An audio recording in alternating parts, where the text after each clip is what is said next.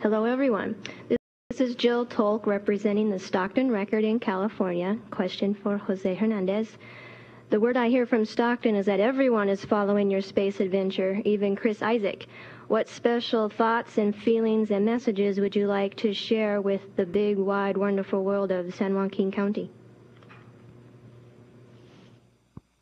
Well, I think the message I'd like to share is that I pursued a dream with a lot of persistence, but I prepared with a good, solid education, and that's the message I'd like to give to the kids out there in San Joaquin Valley, that any dream is achievable if you're willing to work hard and back it up with a good, solid education.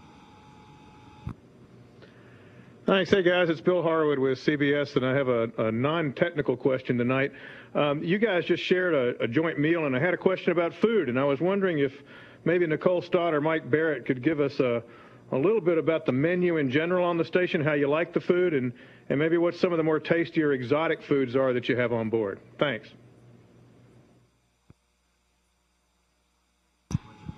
Well, the food is wonderful, and of course we have a mix from all of the partners up here now.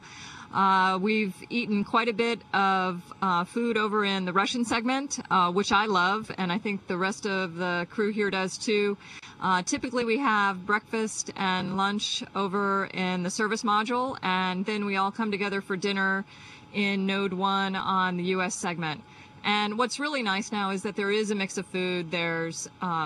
There's different items from the European Space Agency, Canada, JAXA, the U.S., and the Russian side. So I think you can find something for everyone. Gina Sinceri, ABC News for Commander Sturckow. What did you think of your first view of the space station on this trip? Well, it's gotten a lot bigger.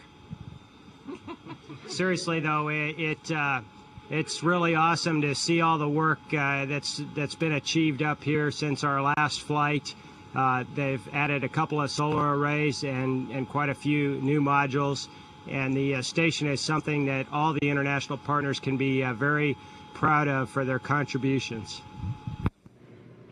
Hi, Eric Berger with the Houston Chronicle. Question for Christopher Fuglesang. I just wanted to know what it was like to work with the large ammonia tank the other day. It was actually surprisingly easy. I had expected maybe had to force it quite a lot, but it came very smoothly with me all the time, and that was partly thanks to great flying on the arm by Kevin and Nicole. But it was a great surprise how easy it went. So moving the mass wasn't difficult, or stopping it, getting it going. I guess the arm worked pretty well. No, it was not difficult. The arm flew very smoothly, so that made it very easy. Hi, Robert Perlman with CollectSpace.com with a question for Kevin Ford.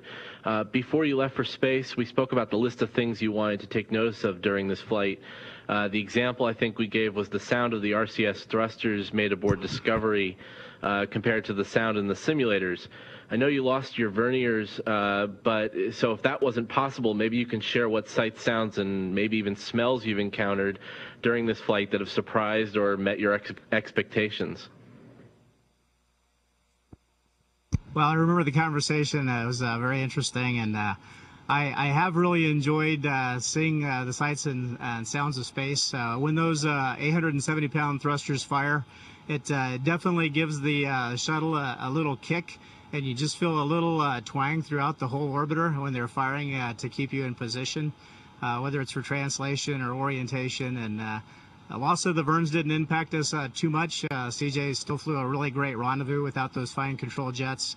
And we're still waiting to see from the ground what the impacts will be for the rest of the mission. But we do get to hear those primary thrusters fire a lot more than I thought we would, and it's really a neat thing to see. The smells of space, I guess you mentioned too. One of the things that's very interesting is when the guys come back in from the spacewalks.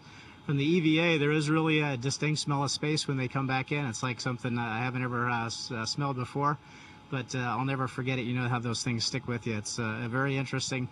It's a very, very different environment than I expected. I kind of had some expectations about what it would be like, and there's a lot of things that are way outside of what my expectations were. I've really enjoyed it. It's Bill Harwood again for Tim Kopra, if I could.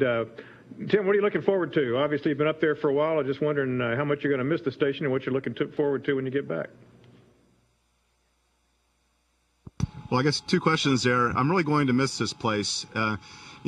Kevin talked about his expectations, and I can tell you that this experience has completely exceeded anything that I thought it would be like. Just the sights, the sounds, the experiences with a great crew, and really being part of 2 shuttle missions, it's been absolutely phenomenal. The main thing, obviously, I'm looking forward to is seeing my family again, my wife and 2 kids, and maybe have a sip of a beer once I get home. Gina Sinceri, ABC News for Danny Olivas. 2 spacewalks down, 1 to go. What's the challenge on the 3rd one for you? Well, I think the challenge is really to not lose eyes on the goal, and that is basically to conduct 3 safe and successful EVAs. We have 2 under our belts. We did very well with the tremendous help that we received on the ground, as well as our on-orbit team. So it was definitely a team effort that got us there, but the 2 behind us doesn't mean that the 3rd one isn't going to be as much of even more of a challenge. This late in the mission, we just have to keep ourselves focused and really focus on the changes that we received from ground today and be prepared to execute it tomorrow. Jill Tolk from the Stockton Record again. Another question for Jose. What was it like for you to see your first time looking at the Earth and experiencing that after all these years? Well, I'll tell you, it's the sight of the Earth from this view is it's almost undescribable in the sense of what you feel when you look at it. The beauty of it. I think what struck me the most of all is when you're looking, going from darkness to daylight, as the sunrise approaches, you can see how thin the atmosphere is and how delicate our planet is, and gives more the reason why we should take care of it. Yes, this is Seth Borenstein from the Associated Press for Colonel Ford or Colonel Forrester. Both of you are, because of your age, had potential to go to the moon in the 2020 time frame, but now it's looking like that time frame is going to be delayed maybe years or even a decade or so, especially with the Augustine Commission. How does it feel did you have hope on going to the moon personally, and have you been following this, and are you worried that those hopes may not quite be there?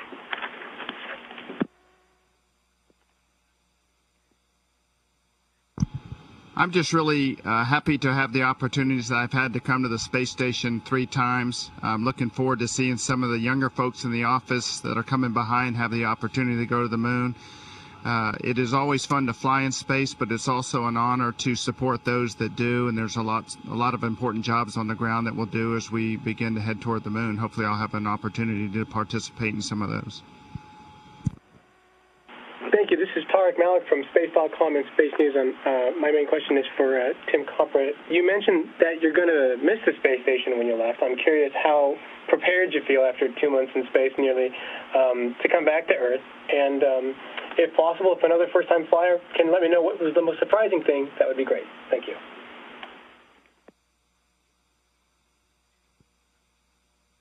Well, great questions. I think I feel 100% ready to come home physically because of the support we've received from the ground with really tremendous exercise equipment. And I think that you'll see from now on that crews that have been on space station come back very, very strong. And I'm hoping that I can have that same experience that the last few crew members have had with respect to how well they've done adapting back to 1G. In terms of most surprising thing, I think the fact that that humans are so able to adapt to their environment. You see the people on board space station move in a different way and work in a different manner. And that, along with the fact that we've been able to get along so well and get our job done, I think it's been very satisfying.